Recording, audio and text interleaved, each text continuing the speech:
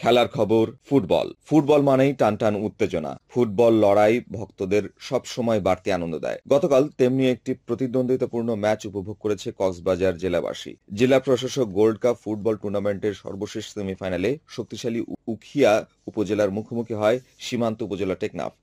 দু দলের মধ্যকার হাড্ডাহাড্ডি লড়াই শেষে অধিনায়ক জাহাঙ্গীরের নৈপুণ্যে দ্বিতীয়বারের মতো ফাইনাল নিশ্চিত করে টেকনাফ।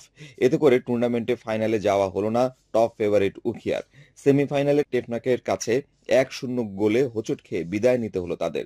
প্রথমার্ধে জাতীয় তারকা শাহেদ, ইফতি, শেখ আহমদ ও জাহাঙ্গীররা আক্রমণাত্মকভাবে খেললেও উভয় দলই গোল করতে ব্যর্থ হয়। দ্বিতীয়ার্ধের শুরুতেই গোল হজম করে তা শোধ করতে উখিয়া কয়েকটি পরিকল্পিত আক্রমণে যায়, কিন্তু তাদের সেই চেষ্টা সফলতার মুখ দেখেনি। শেষ পর্যন্ত একটি গোল নিয়ে জয়োৎসবে মেতে ওঠে টেকনাফের হাজারো সমর্থক। ম্যাচ সেরা হয়েছেন টেকনাফের ইফতি। আজ বিকেল 3টায় ফাইনালে টেকনাফের মুখোমুখি হবে শক্তিশালী রামু উপজেলা ফুটবল দল।